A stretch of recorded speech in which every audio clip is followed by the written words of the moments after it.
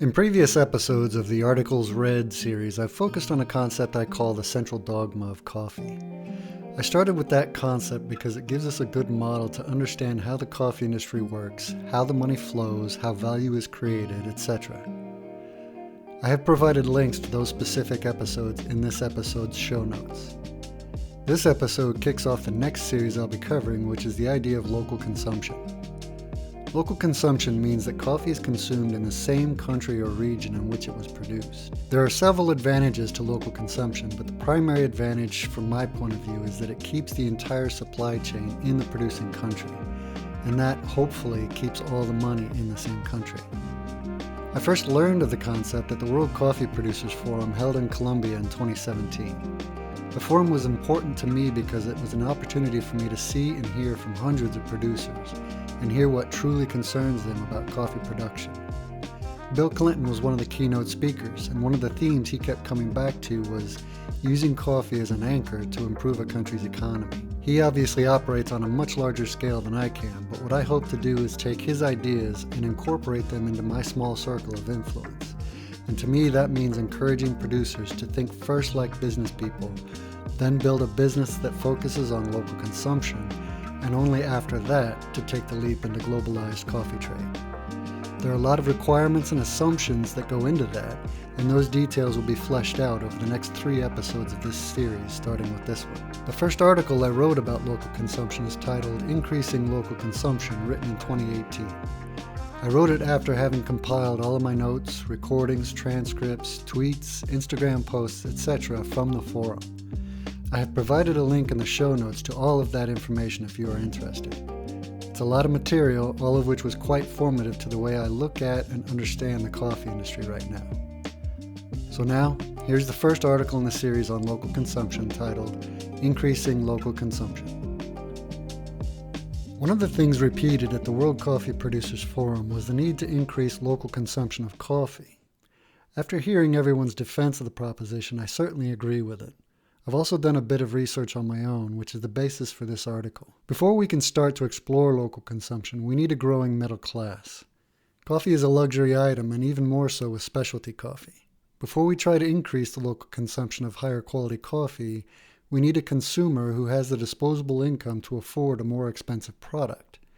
This increase in the size and relative wealth of the middle class is happening in a lot of producing countries. The following is a quote from Brookings titled The Unprecedented Expansion of the Global Middle Class. At a global level, we are witnessing the most rapid expansion of the middle class the world has ever seen. In fact, the next decade could see a faster expansion of the middle class than at any other time in history. Within a few years, based on current forecasts, a majority of the world's population could have middle-class or rich lifestyles for the first time ever. As local economies improve and middle classes grow and individuals gain more disposable income, they're more able to afford and to explore more expensive personal interests in coffee, which can be an expensive hobby. Consider this. Your typical latte from, say, Starbucks is around $3.50. That's a lot of money in a producing country where one could probably get an entire meal for around $5. Therefore, before promoting local consumption, there needs to be a solid middle class in place with the disposable income necessary to afford to explore better quality coffee. Part of my research led me to the concept of rural-urban connections. An example of a rural-urban connection would be producers and processors located in rural areas adjacent to urban areas that contain roasters, cafes, distributors, etc. Often, rural residents send their kids to school in the neighboring urban areas. They do some shopping there as well as business-to-business transactions. For coffee producers and processors, this could mean working with local roasters to provide green, unroasted coffee, or doing the same for a distributor who might further distribute the coffee to other regions. These links between the two regions promote the flow of wealth, capital, services, and products. The following is a quote from Harvesting Opportunity from the Federal Reserve Bank of St. Louis. The ability of urban consumers to purchase food, feed, fiber, energy, and tourism, recreational opportunities from rural areas is a crucial factor in the development of rural areas. Local consumption, meaning consumption within the producing country or country that grew the coffee, is important for a number of reasons. One important reason is the decrease in the carbon footprint of the coffee. Coffee consumed locally doesn't require as extensive of a supply chain as coffee consumed in a non-producing country, and that means fewer vehicles transporting it from point A to point B. Local consumption also means more pride for the locals. Despite recent trends in political discourse, there's a lot of good that comes from national pride. It's much easier to support a local product than it is to support a global product. It's easier to visit the producer. It's easier to organize events that include the entire supply chain. Such events are great for educating consumers, something that is critical for specialty coffee. It's also easier to support a local product when you have familiarity with their culture and sympathy for their plight, both of which are easier when the individual is physically close, i.e. in the same country. There are shared values to work with, existing social capital, networks that can be strengthened, and it encourages a sense of community. This is something I've been talking about with others in the industry. Here's a brief discussion I had with Adi, co-owner of a coffee lab in Bandung, Indonesia. I love Bandung. I grew up in Bandung. I was born in Bandung, but I spent some of my life in Jakarta, the capital city. When I moved back to Bandung, I feel like this is the area which I want my family to grow. I love the way that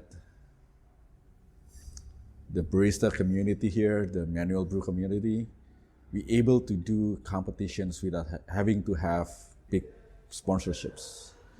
We can have a bunch of coffee shops spending a little amount of money, sharing stuff, sharing equipments to build a competition for young baristas. We love that spirit. We love the spirit of working together, and it's one of those weird situations where people actually want to volunteer as a crew and not as a competitors. During the competition days, there's a lot of coffee shop closing down because either the equipment is being used by the competitions or the crew is there helping out the competitions. And it's something that I miss a lot nowadays. Yeah, it's very soothing is a bad word, comforting is a bad word, but it's very pleasant to experience. Mm-hmm. And the only other place I've seen it like that is Padang, Indonesia. Yep.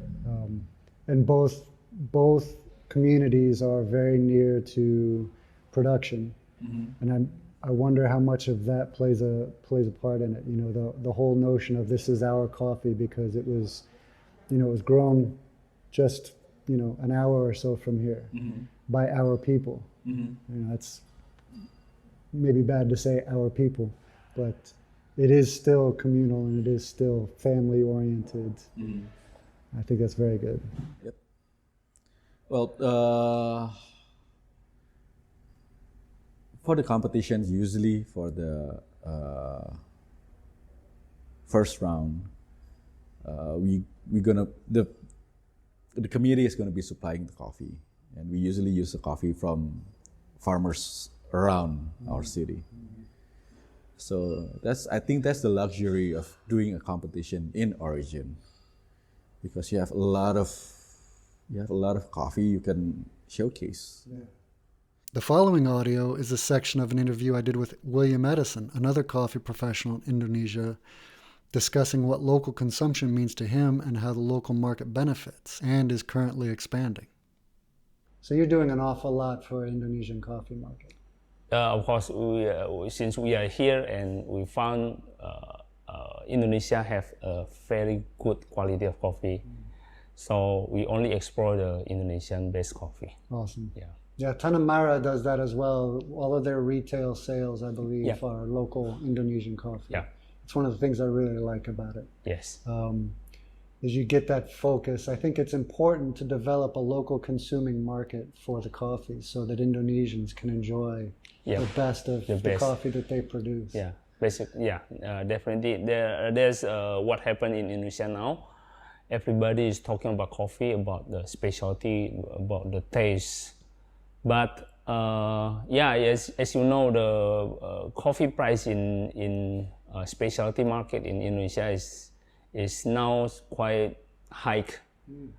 There is the domino effect of the price, because when the price is too high, there will be a lot of chance to import the coffee bean from outside. Yeah. So You have to be careful. we have to be careful with the price. Yeah. Because you don't want to necessarily have to compete with like Brazil or Colombia, where they have strong backing from their governments, from NGOs. It's a lot of Central and South America. The coffee industries are very organized and very well supported. And unfortunately, Indonesia has some work to do there, I think. Do you think that would happen? Do you think that? I think, we are going to that way, but it still had a lot of work in here. The firstly is from the government. So, we have to see what can the government do with the coffee industry. A thriving local market also facilitates things like family-run ventures, where part of the family may run the farm, while another part owns and operates a cafe, etc. The following is from Barista Magazine Online, and it's part of a master Q&A with Emilio Lopez Diaz, speaking about his companies in El Salvador.